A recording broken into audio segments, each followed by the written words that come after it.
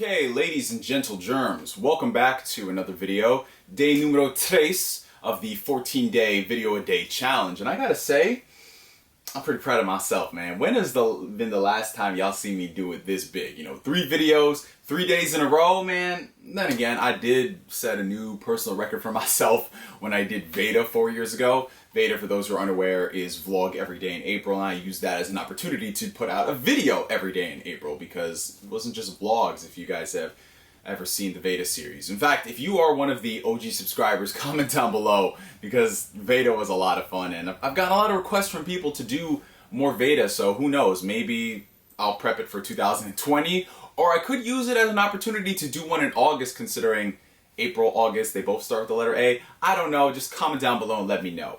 Anyways, the topic for today's discussion on this glorious Friday afternoon is going to be on Pokemon Sword and Pokemon Shield. Yes, as you guys know, a few days back we got a direct featuring a lot of new information regarding the game. And a lot of people, surprisingly, have been wanting to know what I think about it, which is so funny because I rarely talk about Pokemon on this channel. I can count how many videos I've done on Pokemon in just one hand because I don't care much about Pokemon. Now, for those of you guys who are tuning in for the very first time, you think this is going to go on a bashing spree. It's not. I think Pokemon, you know, it's always going to hold a special place in my heart because I grew up playing it. I grew up playing Pokemon Red. I loved playing all the generations, experiencing all the Pokemon, like the usual stuff that you hear. But to be honest, after, you know, Pokemon Diamond and Pearl, I really fell out of the franchise. And, you know, it's not to say I didn't give them a fair shake. I did try some of the generations that have come since, but they never really hooked me. I believe Pokemon Black and Pokemon White was the last generation where I actually finished the game, you know, from the beginning to the very end.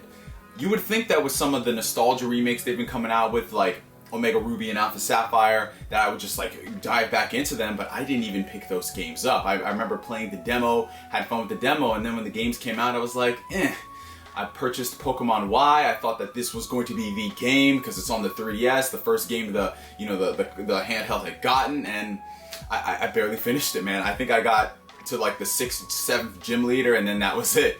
So since I couldn't even finish that game, you know I wasn't going to pick up Pokemon Sun or Moon, and then of course the ultra enhanced versions they came out with. But I've always had the mindset when it came to Pokemon that if they are willing to come out with some type of new, you know, crazy innovative version, I will be there day one. And that's why I kind of got really excited for the Nintendo Switch version of Pokemon, because we've seen that a lot with games like Zelda Breath of the Wild and Super Mario Odyssey. This term of deconstruction, good God, I sound like one of these ridiculous ass anime channels. The term deconstruction of the genre.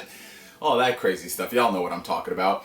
So considering that Game Freak finally had more powerful hardware, which is insane because they've been working with just underpowered hardware for the longest time, I was thinking that Pokemon Sword and Shield would be the game. Even if I wasn't interested in it, maybe this is the opportunity that, you know, Game Freak has been waiting for. You know what I'm saying? And from what we've seen, you know, in the initial reveal, I kind of got a lot of bad vibes. You know, it just seemed like they were just going to be more of the same because that's what the audience has asked for. Like, guys, despite what a lot of the old school Pokemon fans may say about how Game Freak keeps ruining Pokemon with generation to generation, it's getting stale and stagnant, it's not growing with its audience, the games keep breaking records. Like, that's all that really matters. Like, fan feedback is a very important factor when it comes to crafting games, but if the games are still selling millions upon millions of units and the install base is growing, what is the company going to use? Which metric? They're going to use those sales as opposed to just the fan feedback of a small vocal minority. But with Pokemon Sword and Pokemon Shield, Game Freak was like, okay, you know what, we're putting our all in this one because we're going to be working on other games too in the meantime, so let's make sure that this is the game. And from what I've seen in the Direct, they actually are putting more effort into this, and they're putting more emphasis on making this a Pokemon console game than previous Pokemon titles. So they're kind of killing two birds with one stone here, because a lot of people have been wanting a high quality Pokemon console RPG, and at the same time they've been wanting, you know, something fresh and innovative for the Pokemon franchise. And from what I've been seeing of this new generation, it seems like they're fulfilling both, but I'm still not really sold on it, you know what I'm saying? Because appearances can be deceiving. You could see this stuff and it looks very cool, but then when you play the game, it doesn't hook you, you know, and that's one of my biggest fears when it comes to this. It looks really interesting. It looks like they're doing more things, and of course they're taking advantage of the powerhouse that is the Tegra X1 to make it more of an open world game. I love the art style that they're going for. It definitely looks a lot better than the initial reveal, which just looked like a souped up 3DS game. You know, that's the general assertion that we all had. I even said it when I did my initial reveal. But I like what they're going for with this. It does look very pretty from an aesthetic standpoint.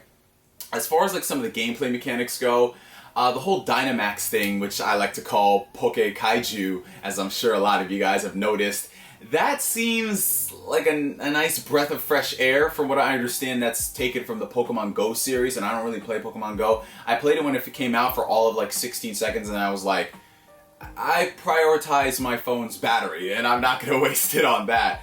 And it seems cool, you know, but it just seems like one of those things that they add into the game just to like hype it up, you know, like with the previous generations they had the Mega Evolutions, and then the generation after that they had the Alola form. This is just goes to show you how much I know about the Pokemon games recently, so I'm probably mispronouncing something. But this just seems like another way to battle it. Apparently this is a raid system that they're introducing from Pokemon Go, so that's why the Pokemon are like kaiju size. So it has 4 trainers battling that one Pokemon. So more multiplayer features are added to this game, which is awesome. That's something I really wanted to see more of with the Nintendo games, because as you guys know, Nintendo's library, they're asking for online co-op, online multiplayer, and more online features outside of just the standard battles and tournaments for Pokemon are very much so welcome. So we'll just see how well they incorporate it in this, because just because it has this online raid mode, is it going to be tied to just the randoms, or are you going to be able to play with your friends and invite them? Only time will tell as far as that is concerned, considering the track record of Nintendo Switch first party games and just their archaic way of doing things. But we're not going to get into that. I've already beaten that horse to death, and I've revived that horse, and I've beaten it again to death. So yeah, as far as some of the things I'm seeing in this game, it looks good, but it remains to be seen on whether or not I'll really enjoy it, and this will be the game to get me back into Pokemon. I assume they'll be having more directs as we get closer and closer to launch. It comes out, I believe, November 15th worldwide, so that's really awesome. I love how they're sticking with this worldwide thing, because I remember there was a time where you wouldn't get a Pokemon game for like half a year. I remember when the first Pokemon games came out. I mean, this is not going to matter to me at all, because I didn't care since I was a kid in the 90s, but I think the first Pokemon game came out, and then it didn't come out to the States until like 2.5 years later. That's just insane how localizations have gotten to the point where they are so simultaneous. And we'll just see where this goes. I mean, it looks cool. I hope that the Pokemon fans, this is the game that they've been asking for. I hope that they're putting a lot of effort into this, to crafting it to be the game that's going to, you know, flip everyone's expectations upside down, because the last thing I'd really want this to be is just another Pokemon game that's gonna divide the fan base. It has some cool features and then some things that people aren't really a fan of, you know?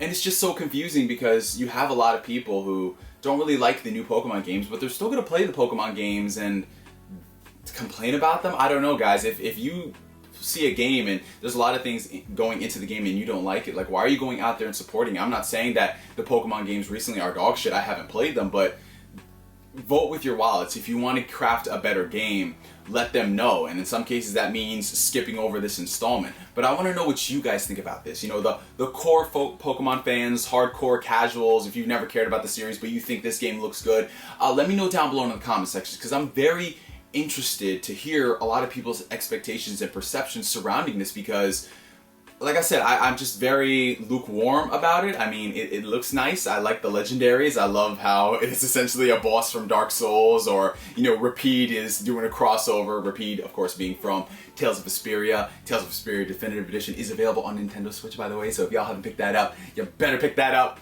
And yeah, I feel so bad for that one legendary who literally has a shield on his head. That's just, wow. You got the neck gains right there.